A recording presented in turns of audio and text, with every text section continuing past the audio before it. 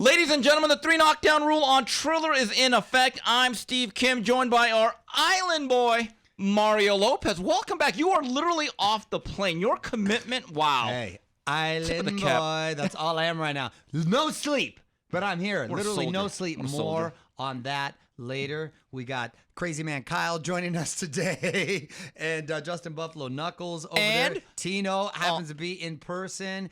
Lots to talk about. I saw these fights in another country on an iPad, but I committed and I watched. Can I tell you something first before we get into the fights itself?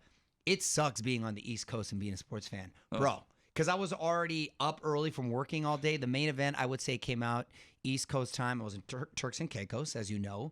Beautiful island, great people there. It was maybe 9:30-ish. When it started. Right. Okay? So by the time it ended, it was 12-ish, and I had no sleep the night before because I was taking a red eye. It was a whole thing.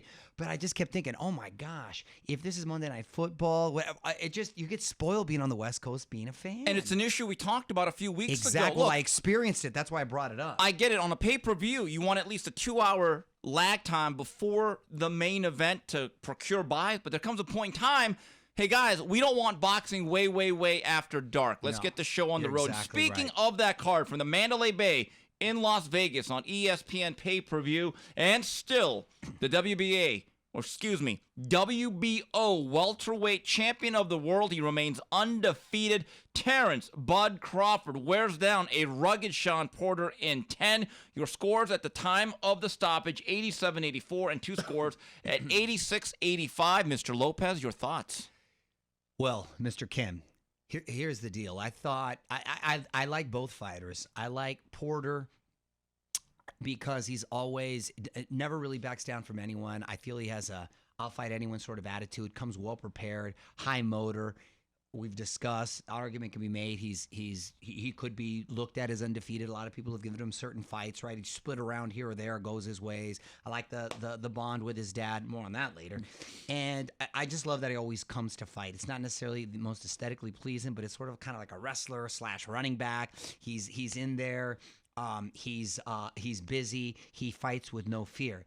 And for the most part, he was being, I thought, effective in being busy and outworking Crawford at times to make it interesting and close. And I know some people that actually had him ahead.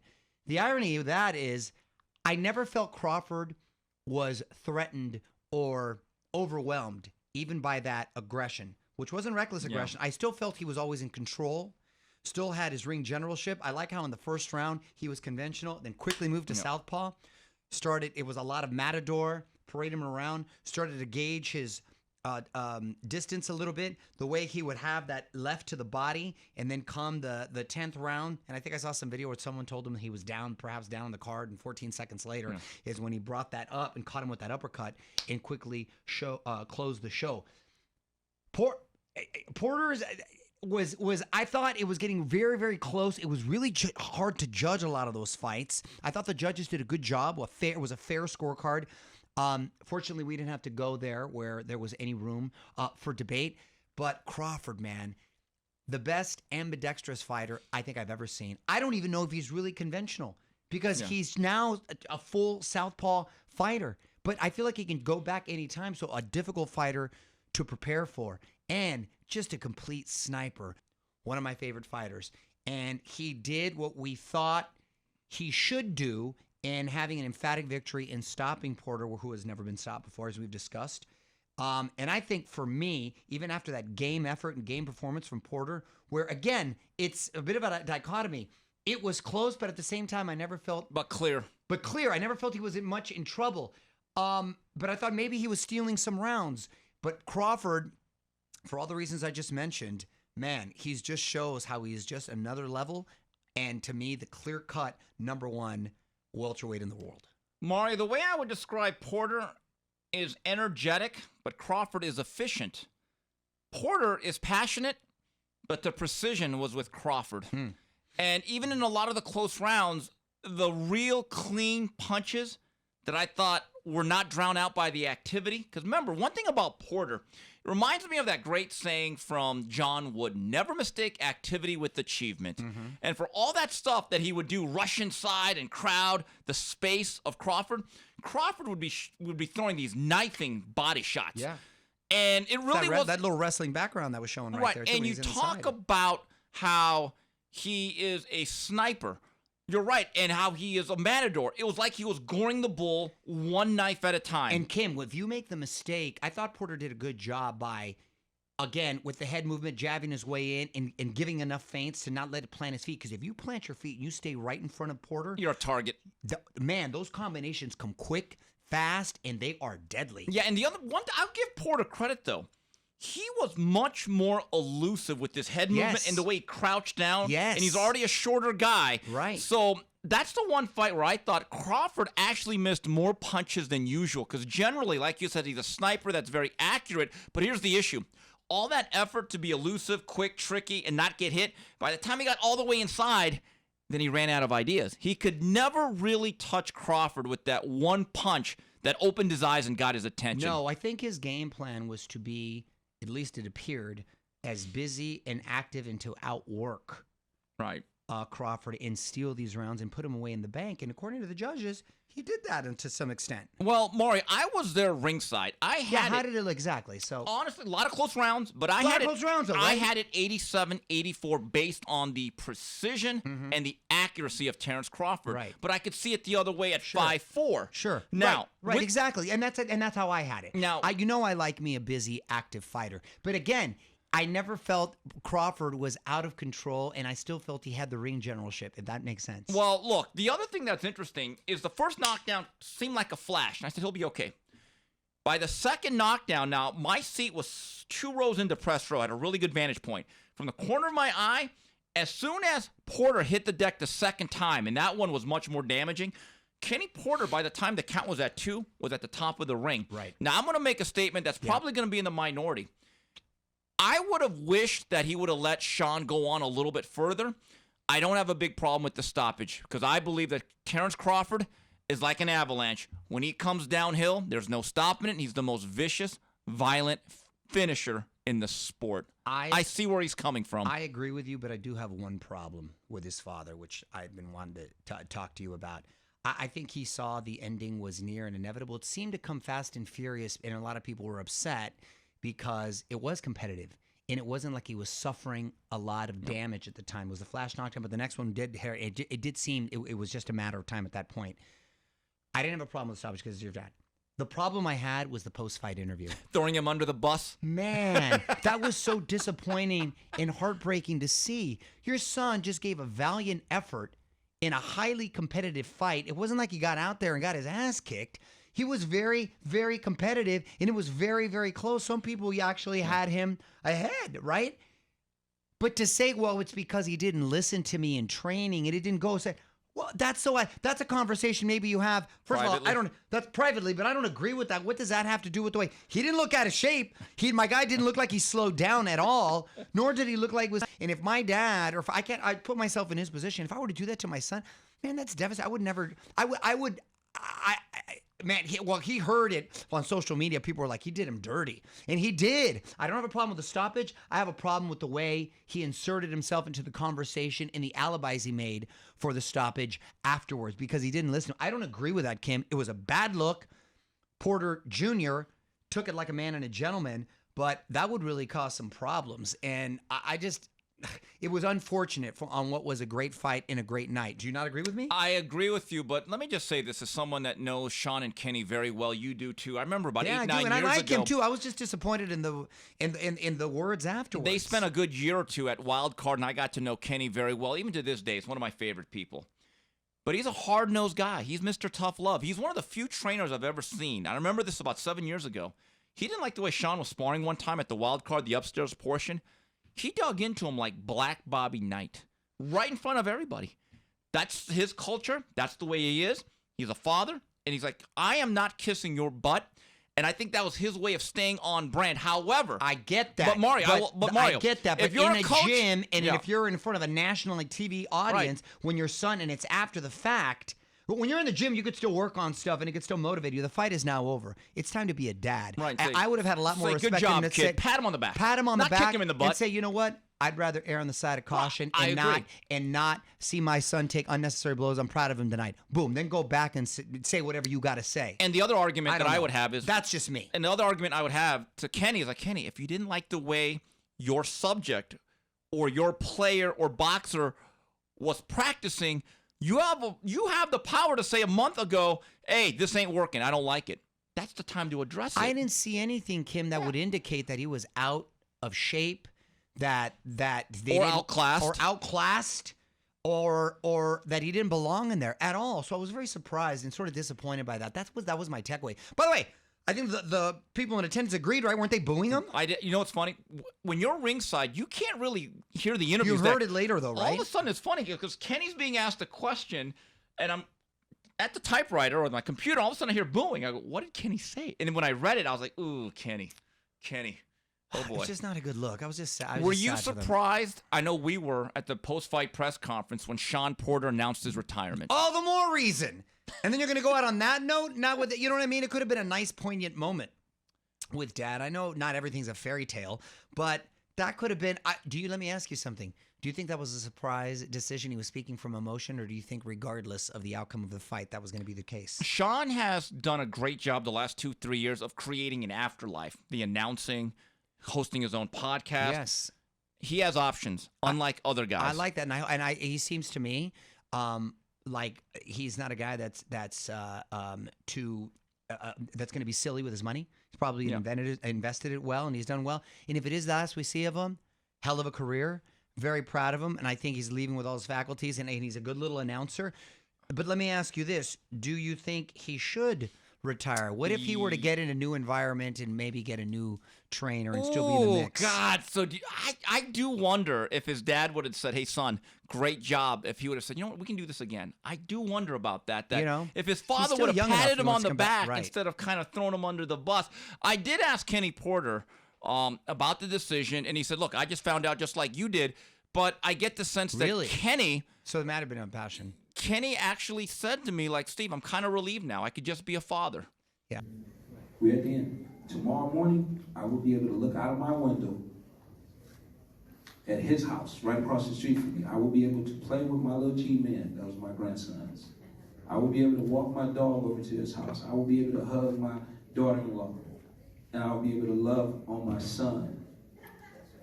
So we won before we got here. We were already winning. It's just what's expected in the ring, but in the biggest part of this picture, when this thing is over with, I'm still his father. He's still my son. And he says, Steve, I want to get him out of this game clean. Of course. And in that respect, he's one of the few fighters that beat the system. It's a happy ending. Hey, listen, and as rugged as he is, and his style being as aggressive as it is, I don't remember seeing him in too many wars. Does that make sense? Yeah, he was physical, but he wasn't banged up. Exactly. He wasn't banged up. So, yeah. So, that makes me think two things.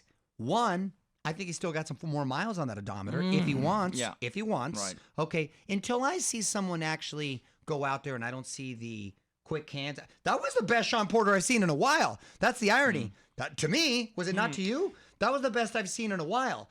And a very effective one. So had I seen some slippage or he was really accumulating a lot of punishment, then it's different. So it's one of those, I guess better too soon than too late. But who knows if it would invigorate him if he were to get a new trainer. You know what invigorates fighters, though? Reminds me of that old story of George Foreman. Before he had retired after losing to Holyfield. So from 92 to 93 is kind of out there in the gray area. And so there were rumors that Tommy Morrison wanted to fight Foreman. Sure. So the money at first was $4 million. And George Foreman said, my wife said, you go into that ring, I'll kill you. Then they said to $5 million. They said, George, don't even think about it. Then it got to $8 million. And the wife said, George, don't tell me you're afraid of that Morrison now. So that things change. Okay, so the perspective changes. Yeah. Sure. Going back to Crawford real fast. Yeah. He's the fourth man to beat him, but unlike Errol Spence, Thurman, and Kell Brook, he stopped him. It was the most definitive defeat he ever handed him. That's got to be a major feather in the cap, doesn't it? Major feather, and not only that, again, it was the best version of Shawn Porter that I've seen in a long time. He was really well prepared. I think he had a great strategy and plan. So, look, like I said, to me, Terence Crawford is the best welterweight in the division, and that's including with Errol Spence. Still the cream of the crop.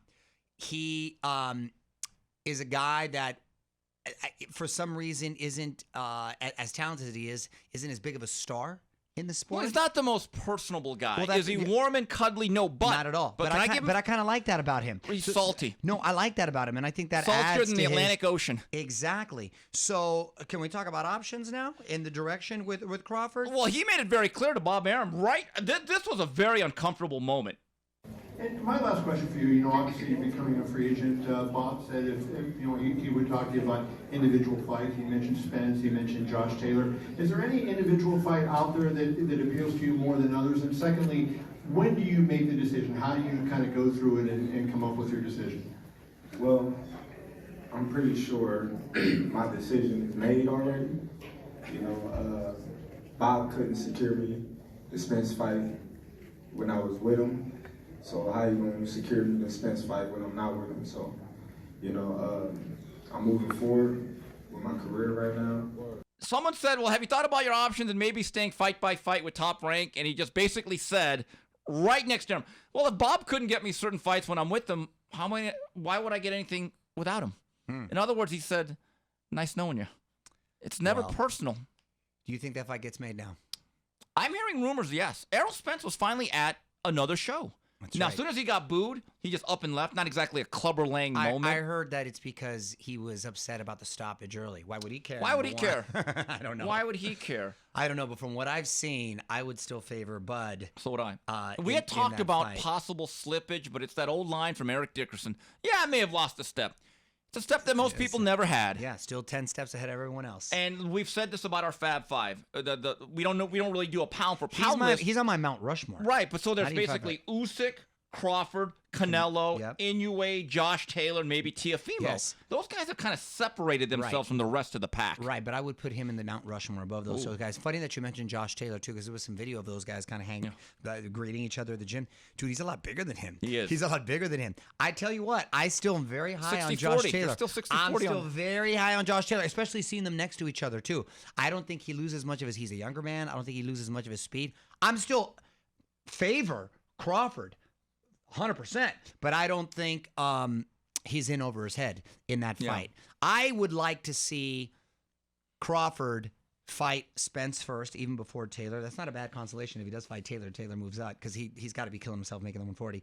But I would like to see him fight Errol Spence, like to settle that once and for all, and then perhaps Taylor moves up, and then another showdown. That would be a nice unification there. And just remember this, though. If he leaves Top Rank, that fight doesn't become so easy to make. So, again, we'll see what happens with Terence Crawford. But, man, Terence Crawford proved he's one of the best. Friday night fight from the SNH2 Arena in New Hampshire on the Zone. And still the WBO middleweight champion of the world, Demetrius Andrade, blows out Jason Quigley in 2. And, Mario, what do we call it?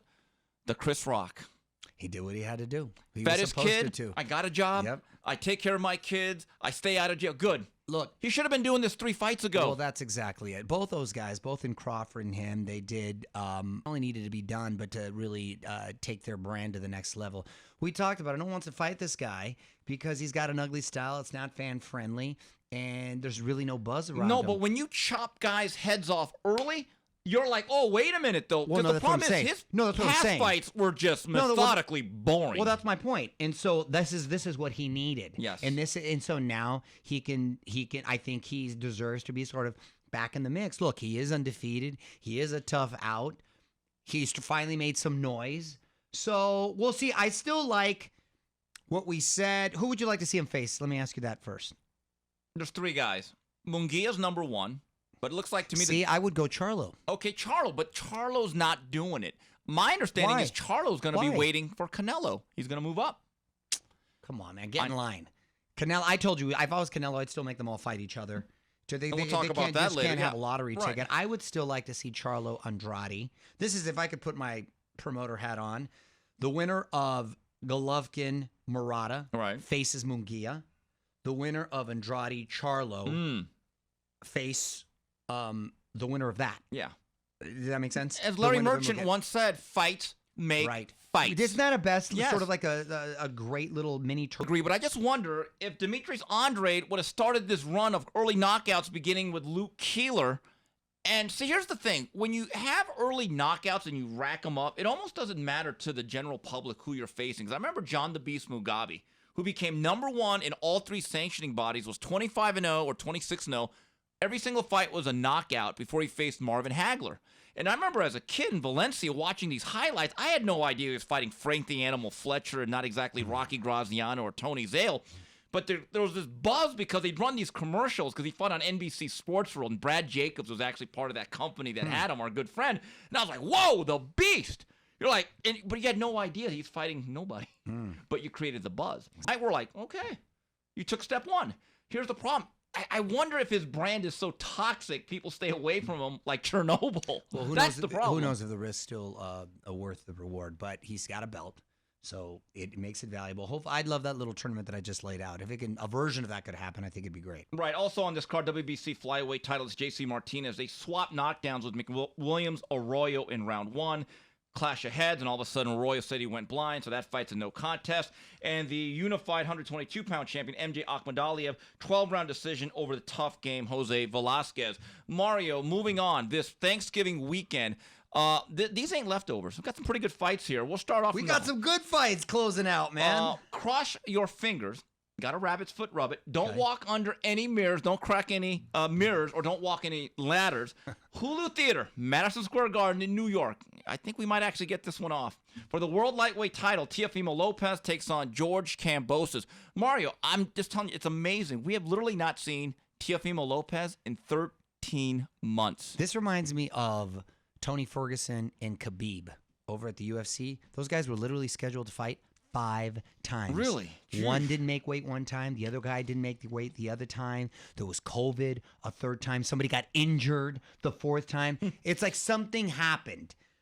Let's hope that's not the case and this can finally go off. I give Teofimo sort of a pass in the sense that he got COVID. There was an injury. The pandemic. I Promotional issues. Promotional issues. Okay, he moved back because he dared to take on the boogeyman with Loma, and after that, no one can ever say he's ducking anybody because that's still the most dangerous guy.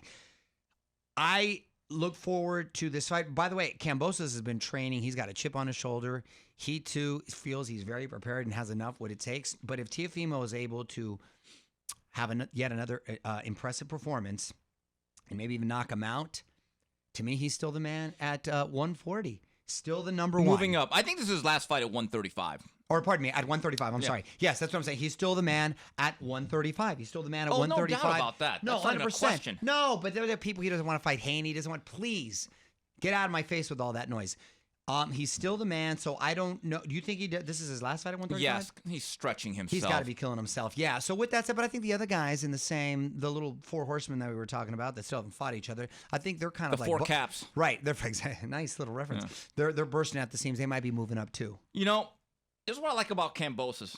He's rugged and he's tough. So he presents a good style for Lopez. He's not going to have to chase him. He punches just hard enough that if Lopez is overlooking him or he's a little bit faded from making weight, it could be a fun fight in either way. Yep. So I'm looking forward to it, and I just hope with Teofimo, as they turn the calendar to 2022, get back to business. Here's a stat that doesn't bode well for Teofimo Lopez. The last 2 years, and he's only, 22, 23 years old? Right. He's fought 1 time each calendar year. I know there's been the COVID, right, but there's been other fights that have been stacking fights, like a Canelo. He needs to take a page out of Canelo's book and get busy. At least fight 3 times this year. At least. Well, listen, you don't fight, you don't make money. So I don't think he's scared of anyone or apprehensive of anyone. I actually think he's going to shine at 140. He's a big kid. I think he's going to bring his power. Yes. Might even look stronger. And I think that speed will come too. I think he's going to be a monster at junior welter. That's just me. I agree. Look, I've been critical, but I'm still driving the bandwagon. You can be both. You can be critical and still be a fan. From the Park Theater in Las Vegas, it's showtime. And we have a 122-pound unification bout that I am really looking forward to. Stephen Coolboy Fulton out of Philadelphia takes on Brandon Figueroa, a matchup of the Ring Magazine 3rd-ranked and 4th-ranked junior featherweights. Mario, contrast of styles. Fulton, technically sound guy, likes to box. He's very sharp. Figueroa is a classic Mexican pressure fighter who decked Louis Neri, had him writhing on the canvas at the StubHub Medicals, whatever they call it now. Great contrast of styles. This should be a fun TV fight. So they're both going down on Saturday night. Hopefully we can stagger. Well, you can have one on the computer, and you can have one on the This is going to be 2 weekends in a row that I'm watching fights out of the country. I had to watch the last one on a laptop. And can I tell you something? It was incredibly difficult. I had ESPN Plus. I thought it was going to be easy to get the pay-per-view, but because you're in another country, it's not. It changes things. They don't allow you. It took like 45 minutes. I was with two of my buddies, and you know me, I'm Fred Flintstone already. But I finally figured it out just in time. Granted, we were drinking and all that too. That might take a little bit. Just in time, we ended up watching it a night, which turned out well. That was in Turks. Now I'm going to be in Mexico. I think I should be fine. I'll be good for this one. I have a little more faith. Mark, do you know how to mirror the thing where you get your phone or your tablet and you could actually, with the smart TVs, it just goes up to your big screen? Yeah. No, you're talking Chinese. I know what you're talking about. I just don't know how to do that. Bonsai. Yeah. I love this fight, but I think Fulton, for as slick as he is, showed against Angelo Leo. He's Tom Petty. He won't back down. He's actually pretty good on the inside. And I won't back down. And Figueroa throws really wide shots. There's a lot of activity. Right down the middle, I think Fulton's precision is going to be a real factor. There's going to be some heavy exchanges, but Fulton, he's Philadelphia tough. And look, that gym scene, by the time you're 18, you got hairs on your chest. Yeah. I think Fulton, look, I don't know if he has the star power or quite the ceiling of a Boots Ennis. He's good, though. Yeah. But no, I'm looking forward to this fight. Mario, you know what fight I never thought I'd be looking forward to or talking about? Last week at the WBC convention, every year they meet for ratings and drinks and having fun. Our Tina was out there doing a lot of work, got some great footage. But Canelo's manager, Eddie Reynoso, stepped to the table, and everyone's thinking, oh, okay, he's going to say he wants Benavidez, maybe he wants Charlo. All of a sudden, he just says, yeah, we're moving up to cruiserweight to take on Junior Makabu, and you could literally hear gasps in the crowd, like, what? So you were there when it was announced? No, Tino was. Oh, Tino was there. Yeah. Where's Tino? Is he in the back over there? What? That must have been. They must have thought it was like an early April Fool's joke. Was it crazy? Yeah. Because I was like, wait, come on, man. This is a cruiserweight division that just had Usyk not too long ago, and you think about like an Usyk versus Canelo. Wait, what? Okay. You know how I feel about some Canelo. I love me some Canelo. That's not bias aside. Forget the whole Mexican thing. I just think he's a champion's champion.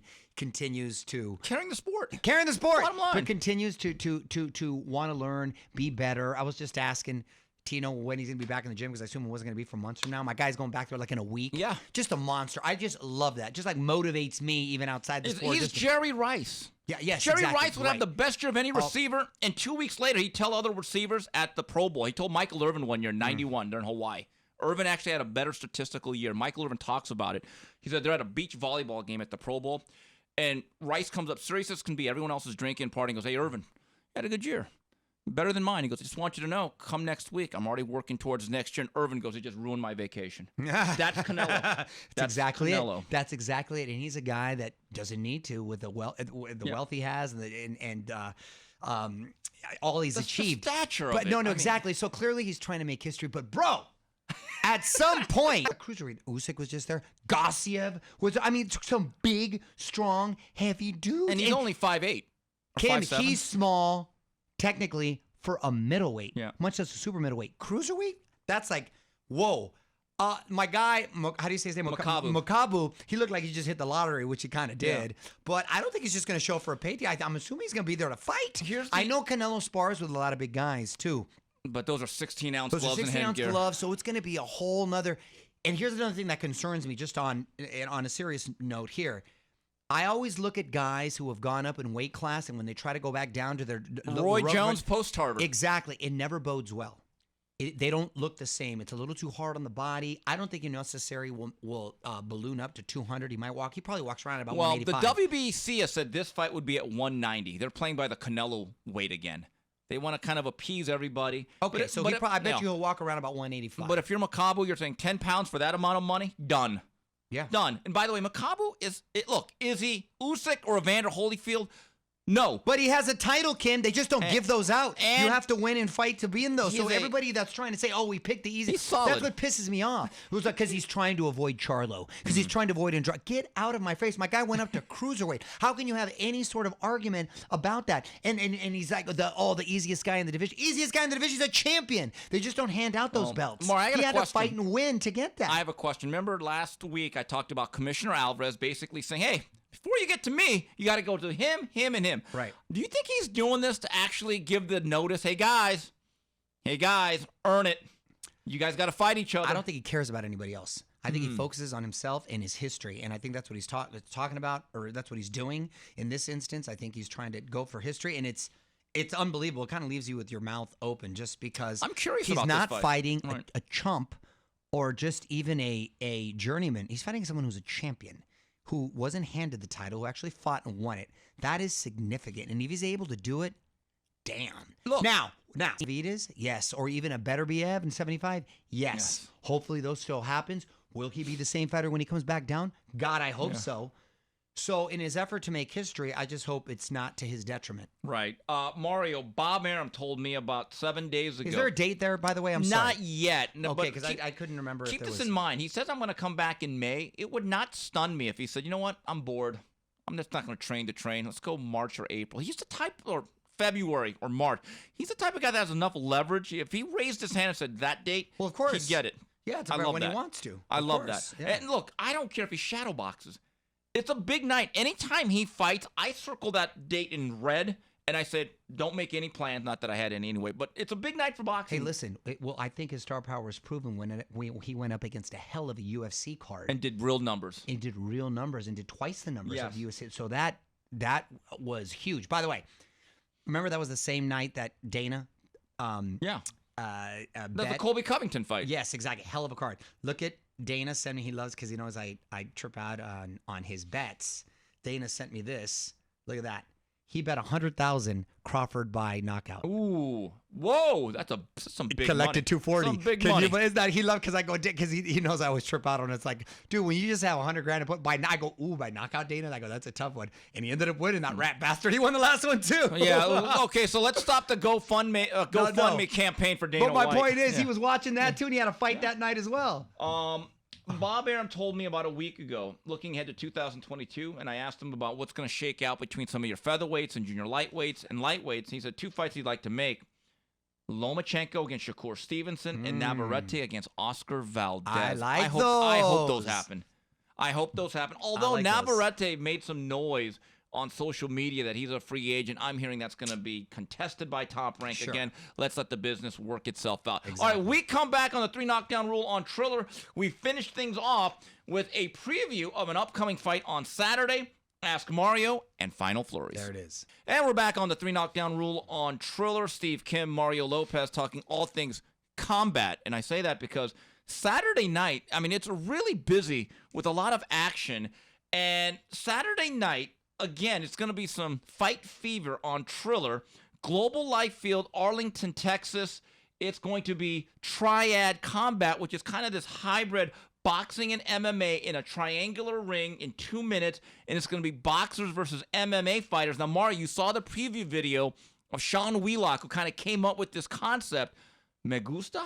Me gusta mucho. I love it. You know, and this is going to sound crazy. I know MMA guys are going to probably be upset, but I think the calf kick, You hate it. You hate I that. hate it.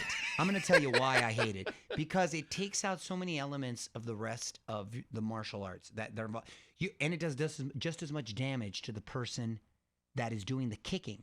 I've seen both the kicker break his shin completely in half. Conor McGregor, right? Recently? Oh, Didn't he Conor, yes, but that was correct. Oh, that's right. When he stepped, though. But he was, yes, he got injured there. But I'm talking about both when Anderson Silva was, he was the kicker, and when the guy he fought, who he's kicked, who ironically he was the kickee, right? Yeah. He got received it and he broke it. I've seen it multiple times, 4 or 5 times.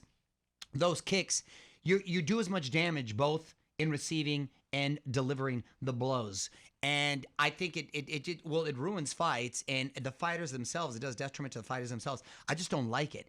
What I like about this, it's kind of cool with the triangle ring. That's kind of fun. What I like about this is there's still grappling, but it doesn't go all the way to the ground. No, It's almost like a legit street fight. No elbows, no headbutts, obviously. And you're allowed to do underhooks, overhooks, uppercuts to the body, to the fed. All your You can typical- weapon- So you put your arm over. It's a wrestling move. Crank down on it. And it's no knees, so it's a little grappling inside fight with some wrestling. I like it. It's my kind of fight. Like if it was my kind of Mario, fighting. it looks to me, judging by that video with Mr. Wheelock, they're going to use smaller gloves. Yes. Because they have to be able to hook and Right, grab a little. exactly. Oh, wow. No, it's gonna be boy. fun. I'm really looking forward to the way it. I think visually it's gonna look really cool. And then the Triller's really like, as far as a production too, they're gonna have Metallica. You know why? Because nothing else matters. Oh my god. So dude. anyway, yeah. Oh so, my so God, one of the dude. fighters better come up to enter You're not the even a Sandman. dad, and you got dad jokes. Nothing else matters. But hold on, are they gonna have for the belt toils? Oh, Well, here's the God. other thing: the main event. Metallica's one of the great ones. Yes, man. absolutely. Awesome. Kubrat Pulev's going to take on Frank Mir. Now, we go to the thing. Don't boxers, though, have the advantage of being able to take better punches? They're used to it. Would you agree or disagree with that? Well, A punch is a punch, but boxers know how to roll and slip a you're little bit. Yeah, yes, exactly. It's now, but you're adding this grappling element to it, so you can literally grab and you're Right. allowed wrist control. You can tie up aside from the underhooks, so it kind of changes things. I'm interested to see how it's going to. And again, these gloves are a lot smaller. Ooh. A lot smaller, so that should be fun, man. It should be fun.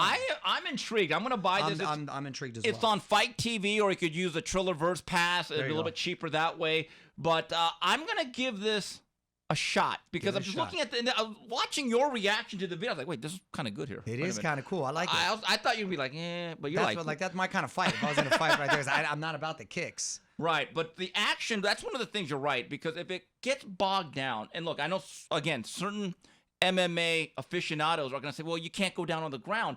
But we've mentioned this before. The best UFC fights that I've seen are always stand-up. Well, that's been the case because the guys we've seen have a strong wrestling background, and when they have such strong wrestling backgrounds, they sort of cancel each other out with their shots because they're able to sprawl, and it doesn't often end up in the ground, so it turns into a stand-up, and then they're throwing chingazos. Yes. Moving on to the Ask Mario segment of this show. Here's one from Ryan Longer. Mario, what was up with fighters having beards? Does the commission no longer make them shave? Thought it gave them a small advantage. Mario, every time I remember as a kid, when Gil Clancy would announce a fight on CBS, he'd make it a point if a guy had any facial. You know, when I was a trainer, I would make them shave, and they wouldn't. It does seem like more fighters are allowed to have that heavier beard. Yeah, well, it didn't work out too well for Canelo's last opponent. And he had a pretty, Caleb Plant had a pretty thick little beard. I mean, it does just, common sense would think that it would allow some cushion. I know you're not supposed to have it Thick. thick, so. I remember when one of Frank Espinoza, one of our good friends, I think it was one of the Molina brothers, fought Adrian Broner. And he tried to Wow, get the he throws a commission thick beard, to yeah. shave it. And they said, we'll shave it. It was a very small trim. Yeah, And again, if you're the A side, you probably get to keep the beard. If you're the B side, you probably come in like Mr. Clean. That's Yeah. just the way it works. Here's one from Webfoot Chicano. After being KO'd by Crawford, what are your thoughts about Porter focusing in on a broadcasting career? Seems to me he has a higher ranking punches to the head. After all, less punch resistance is a sign of declining skills, no? No, I think it's a sign of wear and tear, not necessarily skills in my view. And I don't know if it's necessarily punch resistance. I think he got caught with some nice, clean shots. It was later on. He was already a little exerted and a little fatigued. And I do like that it looks like there'll be life after boxing remaining in the sport. He's not a bad little announcer, so I like his energy. You know, it kind of reminds me of Tim Bradley, who I think is top of the line. Yeah. You know how much I like Tim. Yeah. By the way, I call Tim Tecate Bradley because he's bold. The stuff he says, no one else has the guts or the balls to say it, and he's money with his predictions. He's been good. Who I missed too was a fighter turned broadcaster. I thought Paulie Malignaggi was pretty. Yeah, and he'll be back doing some stuff. He got hired on some other stuff. Okay, and good. But the one thing that's interesting, and we parallel, when Tim Bradley retired abruptly after that one fight with Pacquiao, everyone was surprised, and we all thought he's going to be back. Never returned. And it's been 4 or 5 years, so keep that in mind. Here's one from Clark Sherman. It's very early in the process, but which members of the 2020-21 U.S. Olympic boxing team do you project to have the highest ceiling in the pros? Mario, Top Rank made the announcement last week that they have signed Keyshawn Davis, who's already had a couple of fights before he rejoined the team. He gives me the same vibe as Teofimo Lopez about 4 years ago. I think That's a he good is a vibe. special talent. He's like Bitcoin when it was like $50. I would invest hand over foot him. He's got the charisma. He's got the talent. He's got the skills. He's got everything. Real deal. I think he's going to be special. By the way, you know the whole Olympic U.S. team has basically been signed by Top Rank. They usually got a handle on that. They got like a straight conversation, like a root Right. Duke there. Reagan's on the team. Troy Isley, brothers on the team. So they have a bright future. Here's one from Carlos Ortiz. Do you think we'll ever get a legendary night on Castillo versus Corrales? Winky Wright was at the fight this past weekend. I remember him being on the phone during round 10. Mario, I don't remember. First of all, yes, I love legendary nights in general. But even though that's on Showtime, though, that was on that fight. I know, but they should still do a documentary on the dog. Or a version of like their legendary nights, right? I remember seeing James Toney in the audience. I don't remember Winky. Yes, he was there because no, I'm sure he was, but I just don't remember seeing him. Winky was. James was there too, though, right? Yes, he was. And what happened was because he was with James Prince.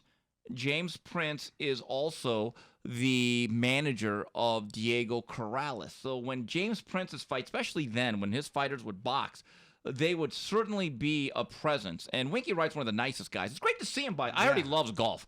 I heard Really? all he does Didn't is see golf. that one coming. Yeah, he was always one of the most friendly guys. He's a good guy. What a great craftsman. I thought in his prime, he may have been maybe top 4 or 5 pound for pound at his best. Great jab. When he beat Trinidad in person, I was there. That was very impressive. Oh, 12 rounds of a shutout. I mean, from the first 30 seconds, I said this fight's over. You could just tell it was not a good style for Canelo for Trinidad. Here's a question I wanted to get in there as I look for it. B-Drews, I find this to be interesting that people still have their doubts. Mario, Bud has always passed the eye test. But is Shawn Porter Crawford's first hang-your-hat-on win for Hall of Fame? I think you can't just go by individual opponents. It's sort of his body of work and how impressive he's been in dismantling his opponents and in the manner in which he's done it, to me. Mario, champion at 135, beat Ricky Burns on the road. That's kind of tough.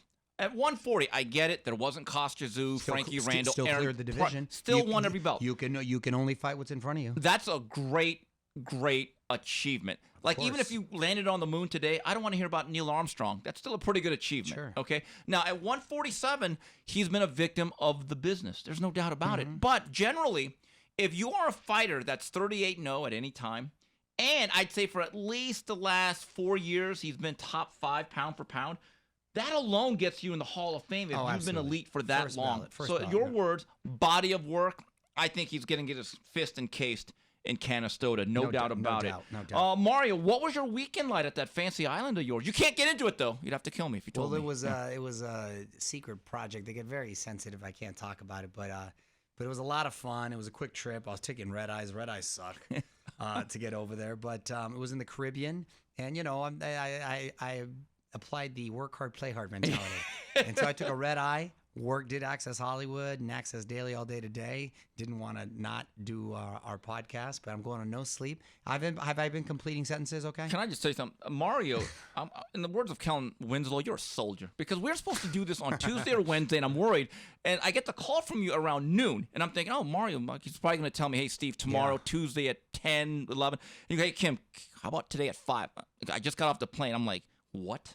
I said, this is the type of commitment to the 3 knockdown rule, and you fans at Mario has. Cosell. Now, with that said, so then I go out of the country again, okay?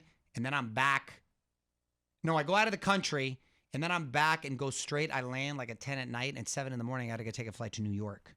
You're not here next week. I'm not here next week. So no show next week. No show next week. Programming announcement. Yeah, a little programming announcement. However, after that trip, I'm here for a while. Through the holidays, the whole deal, okay? Then that's it. Mario, based on your recommendation, I started Impeachment on FX, saw the first 2 episodes. My number one takeaway outside of Linda Tripp is the most miserable human being that ever graced. A bitter individual. Yeah, she's doing a great job. Sarah Don't Paulson. ever make me work at the Pentagon. I mean, it's so depressing. It seems so I mean, especially if you're coming from the West Wing. I mean, I almost felt bad for Linda Tripp. I'm thinking, oh my God. You got to finish watching it. Yeah, I am. I'm gonna binge watch that. The Chargers. One thing. So I missed a hell of a game. You did. They almost gave it away. One thing I want to notice that I've noticed about the Chargers, and I thought this would end a little bit after they left Carson. They don't play any real home games. Well, they don't. And again, look. Obviously, they're new to the city and everything, but a lot of it too. And not so much for the Rams, but a lot of the away teams, when they're looking at the schedule, they want to come to L.A. to make a weekend out of it. I don't see too many people circling Cincinnati. Las Vegas must be the same thing. Or Las Vegas, exactly right. Those two cities, Miami maybe. That's about it. You know what reminds me of? Other than that, you're not going to Seattle. No. You're not going to Cincinnati. Cleveland. Or Cleveland. You're not going to Cleveland. Kyle went to the game. Mario, He you know was what's there. interesting? That My brother-in-law Mario, came from there. He went out there. It reminds me of another team that came from San Diego to LA, the Clippers. This is before you became But an wait a LA. minute. Let me correct you, my dear friend. The Chargers are the Originally from only LA. original LA Yes. team. The only original. The Raiders were from Oakland. The Lakers were from Minneapolis. Rams from Cleveland. The Rams from Cleveland. The Dodgers from Brooklyn. They're the only original. You like that fun What fact? about the huh? LA Kings? They don't know. Are they? Yeah, they're original. I don't know anything about hockey, man. Come on. But when I was growing Not up, when the hockey. Clippers played at the LA Sports Arena, which is most famous for Carver High and White Shadow winning the city. The Clippers were so bad and unpopular that I remember in the LA Times, they used to say, Clipper packages, 5 games for $75. 5 games. And so they'd show 5 players. And it would always be Dominic Wilkins, Larry Bird, Magic, Michael, and Isaiah. They would sell you on, watch the visiting team. Not the Clippers. Cold So you could pick up 5 No, games. but we've got people like like exciting team. Herbert's an exciting kid. Franchise. Hey, my guy Austin Eckler got down yesterday too. So that's the interesting thing about the Chargers to me. They're actually good. Well, they're good. I think they got good personalities. They're fun to watch. Cool uniforms. I like the coach a lot, Staley. So we'll see. Right now, I think we're only a game behind Kansas City. We already beat them once. It might come down to that. They got to play Cincinnati at Cincinnati. That's going to be tough. They're an up and down team. Right? So it's so weird because it seems like you look at the schedule and it's like, oh, we should beat these teams. It's been a strange year. It's been a strange year, right? By the way, the most consistent team in football the last 6 weeks. Patriots. Wow. Ooh. Can you believe that? Ooh, the I hoodie. know. He's back. I want that rematch though. Ooh. I want the rematch with the Chargers right there. So we'll see if they're able to do it. It should be pretty interesting. Yeah, and Mario, want to wish all of our listeners and viewers a good Thanksgiving, and we're going to be back in about 2 weeks, basically. We'll be back in 2 weeks. Have a wonderful Thanksgiving. We're thankful that you guys listen to us. I'm sure you got much better things to do with your time. No, they don't. No, they don't. We're the highlight of everyone's day. So, all right, on behalf of everyone here at the 3 Knockdown Rule on Triller, this is Steve Kim saying goodbye, everybody.